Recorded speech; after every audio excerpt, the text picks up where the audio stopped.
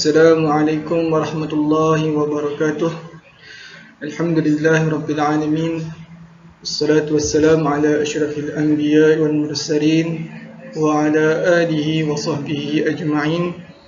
Rabbi shrah li sadri wa yassir li amri wahlul 'uqdatam min lisani yafqahu qawli. Yang dimuliakan pensyarah kami Ustazah Hamidah binti Usman, pensyarah yang mengajar kami bagi subjek PIMK 2082R, iaitu subjek pentaksiran dalam pendidikan Islam sekolah rendah.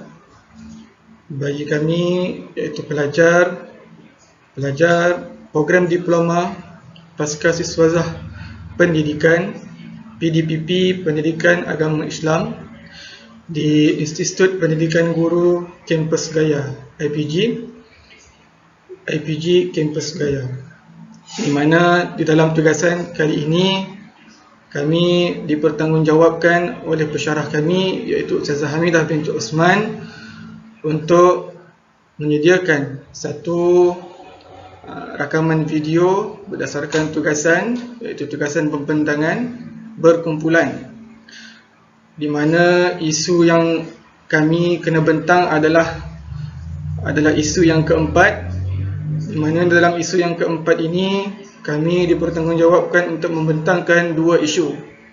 Yang pertama, isunya adalah kemahiran berfikir aras tinggi, iaitu KEBAT, di dalam pentaksiran subjek pendidikan agama Islam. Manakala isu yang kedua di dalam isu yang perlu dibentangkan pada kali ini adalah penilaian holistik menurut ataupun dari sudut pandangan perspektif Islam. Bismillah. Dengan ini saya ingin memperkenalkan diri saya, iaitu Muhammad Syafiq bin Ahmad Sabri. Begitu juga dengan dua orang lagi rakan daripada kumpulan saya, iaitu Muhammad Qudus bin Ramlan, dan yang terakhir adalah Muhammad Nur Alif bin Radani. Baik, kita mulakan pembentangan kita dengan isu yang pertama, iaitu KEBAT dalam pentaksiran pendidikan Islam. Baiklah, kita mulakan dengan isu yang pertama, iaitu isu yang perlu dibentangkan bagi tugasan kali ini, di mana isu yang pertama adalah kemahiran berfikir aras tinggi, iaitu KEBAT, yang perlu dilaksanakan, yang perlu dilakukan di dalam pentaksiran bagi subjek pendidikan Islam. Baiklah, sebelum kita pergi lebih jauh lagi, hendaklah saya menerangkan dahulu apakah yang dimaksudkan dengan kemahiran berfikir aras tinggi ataupun KEBAT itu. Maksud kemahiran berfikir aras tinggi itu adalah ianya merupakan satu keupayaan kepada murid-murid sekolah, terutamanya sekolah rendah, untuk mereka mengaplikasikan pengetahuan mereka, sama ada pengetahuan sedia ada ataupun pengetahuan yang mereka dapat semasa dalam sesi pembelajaran, ataupun pengetahuan di dalam ataupun semasa ataupun selepas sesi pembelajaran itu berlaku. Begitu juga kemahiran yang di mana para pelajar itu mampu untuk mengaplikasikan kemahiran mereka.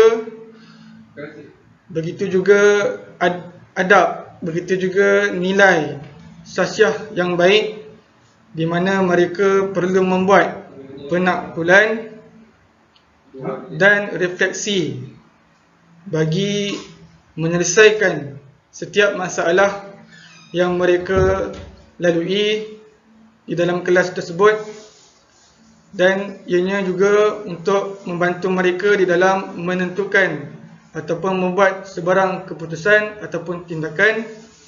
Begitu juga ianya mampu melahirkan pelajar yang berinovasi, yang kreatif, dan berupaya mencipta sesuatu sebelum maupun selepas proses berlakunya pengajaran dan pembelajaran di dalam kelas.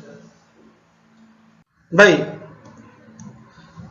di dalam pembentangan kali ini kami diminta untuk menerangkan isu-isu bagaimana kemahiran berfikir aras tinggi itu tidak mampu dilaksanakan oleh sebahagian guru, yang tidak mampu dilakukan oleh kebanyakan guru, di mana di dalam pembentangan kali ini kami diminta untuk mencari dan menghuraikan apakah isunya, apakah permasalahannya yang menjadikan seorang guru itu tidak mampu ataupun tidak berupaya untuk melakukan kebat semasa dalam proses pengajaran dan pembelajaran mereka.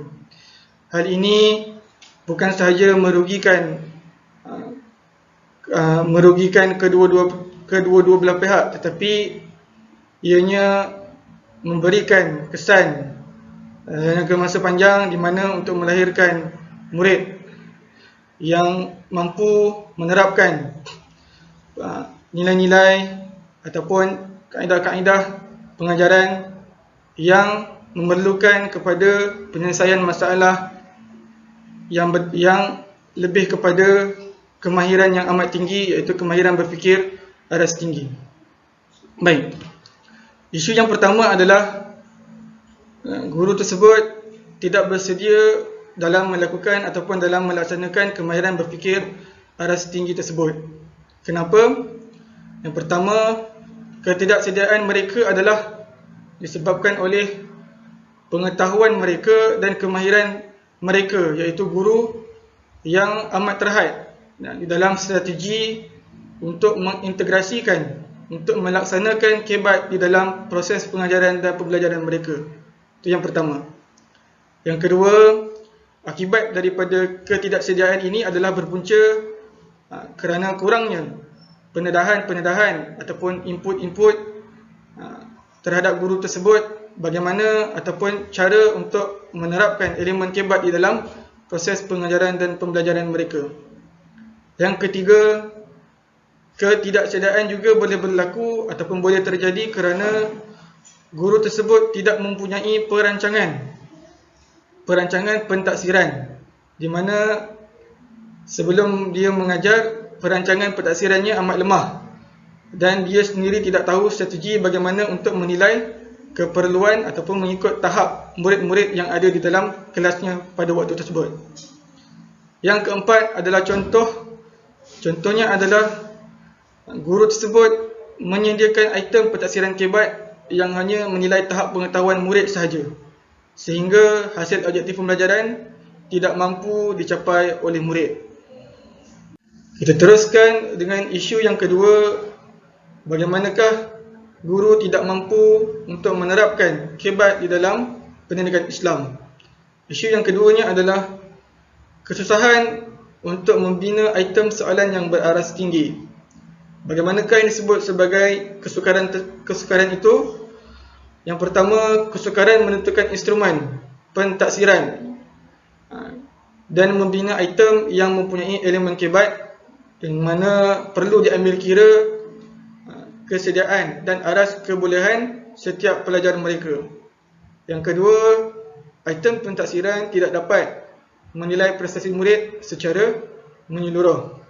Contohnya, item soalan yang dibina hanya menguji pengetahuan murid sahaja dan tidak menguji tahap aplikasi murid, dan murid tidak akan dapat menilai, dan guru tersebut tidak akan dapat menilai sejauh manakah kefahaman murid-muridnya mengenai ataupun untuk menguasai mata pelajaran yang diajarkan mereka pada waktu tersebut.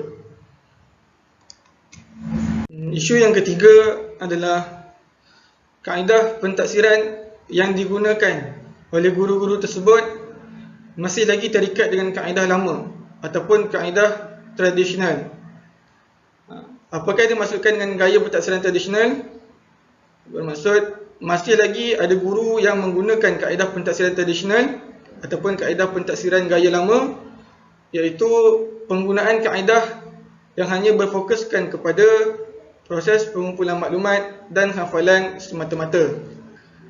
Sedangkan usaha untuk meningkatkan daya berfikir, analisis, sintesis, kreatif dan pemikiran yang tinggi kurang diberikan perhatian, malah mungkin diabaikan. Ini adalah satu cara ataupun kaedah bagaimana kemahiran berfikir aras tinggi itu berfungsi, iaitu murid tersebut ataupun guru tersebut perlu menjana daya berfikir, analisis, sintesis, kreatif dan pemikiran tinggi terhadap murid-murid mereka. Tapi apabila guru tersebut terikat dengan kaedah yang lama ataupun tradisional, maka ciri-ciri tersebut diabaikan oleh guru hingga mampu memberikan kesan dalam pengajaran dan pembelajaran murid-murid mereka pada waktu tersebut. Contohnya, item pentadsiran yang disediakan oleh guru tersebut tidak mendorong murid untuk berfikir secara mendalam, tetapi mendorong murid untuk memberikan maklumat itu semula. Sepatutnya kebat itu berlaku apabila guru itu memberikan satu isu ataupun satu masalah, murid perlu berfikir ke aras yang lebih tinggi, bukan hanya memberikan semula maklumat itu ataupun mengulang balik semula maklumat yang dia ada.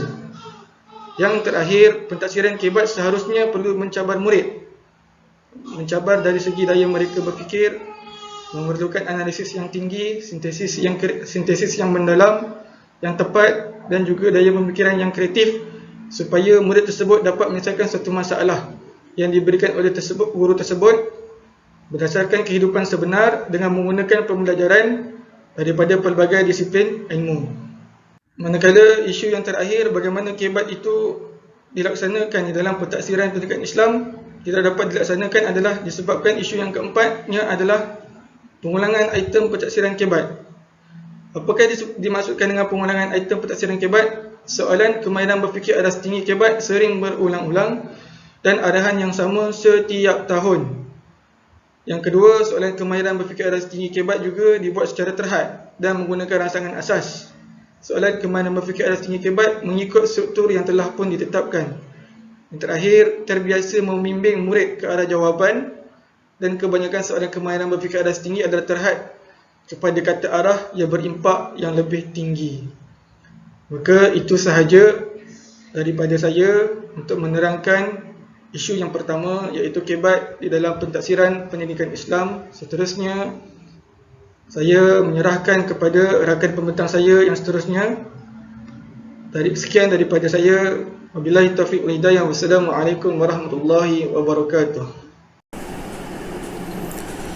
A'udzubillahi minasyaitonirrajim. Bismillahirrahmanirrahim. Alhamdulillahirabbil alamin wassalatu wassalamu ala asyrafil anbiya'i wal mursalin wa ala alihi wa sahbihi ajma'in. Baik, terima kasih diucapkan kepada sahabat saya, saudara Syafiq, di atas penerangan sebentar tadi tentang kebat dalam pendidikan Islam. Baik, yang dihormati Ustazah Hamidah selaku pensyarah bagi subjek pentadsiran dalam pendidikan Islam sekolah rendah BIMK 2082A.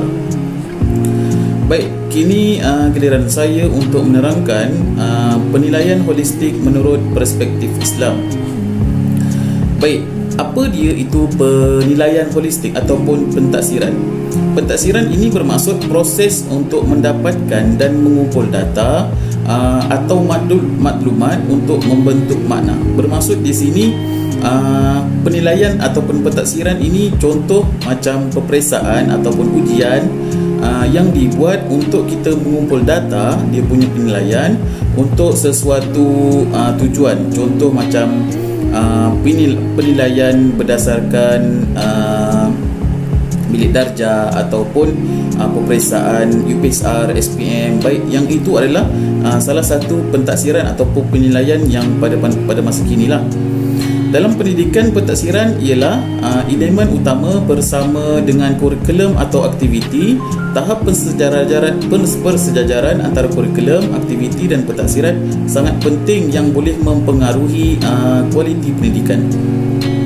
Dalam pendidikan holistik ini menyedari kesepaduan akal, jasad dan roh, memberikan keseimbangan dan keharmonian, iaitu Jerry yang dikenali sebagai jasmani, emosi, rohani dan intelek. Dan kini diperbaharui dengan tambahan S, iaitu sosial, jadi dipanggil sekarang dengan Jeris, iaitu jasmani, emosi, rohani, intelek dan sosial. Ianya perlu dipupuk dan diberi perhatian sepanjang proses pengajaran dan pembelajaran, iaitu PDP. Baik, untuk penilaian holistik ini mempunyai istilah daripada perspektif Islam. Di sini kami ambil contoh 5 daripada perspektif Islam dan saya akan terangkan 4. Satu lagi akan disambung dengan kawan saya. Baik, yang pertama al-hisab. Hisab, hasiba, daripada perkataan hasiba, iaitu hitung. Al-hisab ini memiliki makna mengira, mentafsirkan, menghitung dan menganggar. Di dalam firman Allah SWT yang berbunyi, A'udzubillahi minasyaitonirrajim, lillahi ma fis samawati wa ma fil ard, wa in tubdu ma fi anfusikum aw tukhfuhu yuhasibkum bihillah, fayaghfiru liman yasha'u wa yu'azzibu man yasha'u, wallahu ala kulli syai'in qadir. Surah Al-Baqarah ayat 284, yang bermaksud segala yang ada di langit dan yang ada di bumi adalah kepunyaan Allah. Dan jika kamu melahirkan apa yang ada di dalam hati kamu ataupun kamu menyembunyikannya, nescaya Allah akan menghitung dan menyatakannya kepada kamu. Kemudian ia mengampunkan bagi sesiapa yang dikehendakinya dan menyiksa sesiapa yang dikehendakinya menurut undang-undang peraturannya. Dan ingatlah, Allah Maha Kuasa atas tiap-tiap sesuatu. Baik, ini adalah antara istilah-istilah penilaian holistik menurut perspektif Islam. Baik, kita pergi yang kedua. Yang kedua iaitu mempunyai yang kedua istilah penilaian holistik al-bala, yang bermaksud ujian ataupun cubaan. Di dalam firman Allah SWT, A'udzubillahi minasyaitonirrajim, alladzi khalaqal mauta wal hayata liyabluwakum ayyukum ahsanu amala wa huwal azizul ghafur. Ayat surah Al-Muluk, ayat yang kedua, yang bermaksud dialah yang mentakdirkan adanya mati dan hidup untuk menguji dan menzahirkan keadaan kamu, siapakah di antara kamu yang lebih baik amalnya, dan dia maha kuasa membalas amal kamu, lagi maha pengampun bagi orang-orang yang bertaubat. Baik, ini adalah di dalam Al-Quran telah menyebut, iaitu al-bala ini adalah ujian ataupun cubaan pada menurut perspektif Islam. Baik, kita pergi yang ketiga, istilah penilaian holistik yang ketiga, iaitu al-hukmu. Al-hukmu ini membawa maksud keputusan ataupun hukuman. Di dalam firman Allah Subhanahu Wa Taala yang berbunyi, A'udzubillahi minasyaitonirrajim, inna rabbaka yaqdi bainahum bihukmihi wa huwal azizul alim. Shadaqallahul azim. Surah An-Naml ayat 78. Yang bermaksud sesungguhnya Tuhanmu, wahai Muhammad, akan memutuskan di antara mereka dengan hukumnya, dan dialah sahaja yang maha kuasa lagi maha mengetahui. Baik, ini adalah al-hukmu, salah satu daripada istilah penilaian holistik menurut perspektif Islam. Dan yang keempat dalam istilah penilaian holistik iaitu an-nazr ataupun nazara, dari perkataan nazara iaitu melihat. Dalam firman Allah SWT, A'udzubillahi minasyaitonirrajim, qala satanzuru asadaqta am kunta minal kazibin. Shadaqallahul azim. Daripada surah An-Naml ayat 27, yang bermaksud Nabi Sulaiman berkata, kami akan fikirkan dengan sehalus-halusnya, adakah benar apa yang engkau katakan itu, ataupun engkau dari golongan yang berdusta. Baik, ini salah satu daripada istilah penilaian holistik, dan satu lagi akan diterangkan oleh sahabat saya, saudara Ustaz Alif. Yang baik itu daripada Allah, yang buruk itu dari diri saya sendiri. Bismillahirrahmanirrahim. Assalamualaikum warahmatullahi wabarakatuh. Alhamdulillah, wassalatu wassalamu ala rasulillah wa ala alihi wa sahbihi wa mawadah. Terima kasih kepada sahabat saya Ustaz Muhammad Kudus bin Ramlan di atas pembentangan beliau sebentar tadi. Yang saya hormati Ustazah Hamidah selaku pensyarah bagi subjek pentaksiran pendidikan Islam sekolah rendah PIMK 2082A. Sekarang tibalah giliran saya Muhammad Nur Alif bin Radani untuk menyambung pembentangan sahabat saya Ustaz Muhammad Kudus pada istilah penilaian holistik menurut perspektif Islam. Yang kelima, istilah penilaian holistik disebut sebagai al-imtihan. Al-imtihan daripada perkataan mihan ataupun disebutkan sebagai mihnah yang bermaksud ujian ataupun tribulasi. Al-imtihan memiliki erti ujian. Firman Allah Subhanahu wa taala, A'udzu billahi minasy syaithanir rajim. Innal ladzina yaghudduna aswatahum 'inda Rasulillah ulaika alladzina imtahana Allahu qulubahum littaqwa lahum maghfiratun wa ajrun 'azim. Shadaqallahul 'azim. Yang bermaksud, sesungguhnya orang-orang yang merendahkan suaranya semasa mereka berada di sisi Rasulullah sallallahu alaihi wasallam, merekalah orang-orang yang telah dibersihkan Allah hati mereka untuk bertakwa. Mereka beroleh keampunan dan pahala yang besar. Di sini melalui ayat ini ujian yang orang-orang mukmin diberikan oleh Allah Subhanahu wa taala adalah berkaitan dengan adab mereka terhadap Nabi sallallahu alaihi wasallam. Itu merupakan satu ujian yang mana balasannya adalah ganjarannya Allah Subhanahu wa taala membersihkan hati mereka disebabkan sifat takwa mereka kepada Allah Subhanahu wa taala.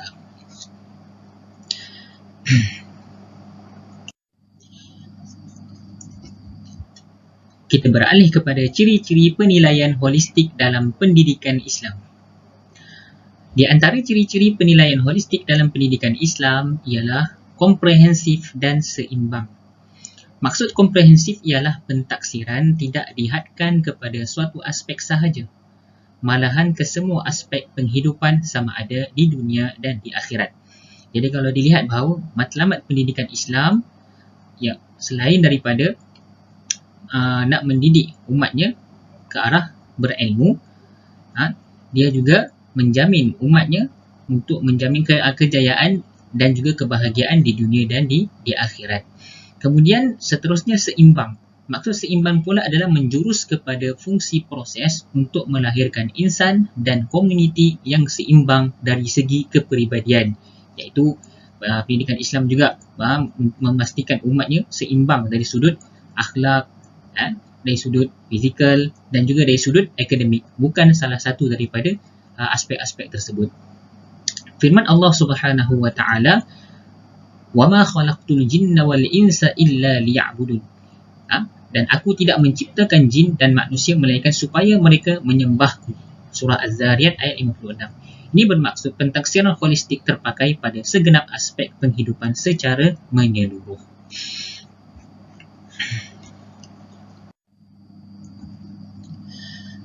Ciri-ciri seterusnya adalah objektif, iaitu pentaksiran holistik mempunyai ciri-ciri berobjektif, iaitu mempunyai sasarannya.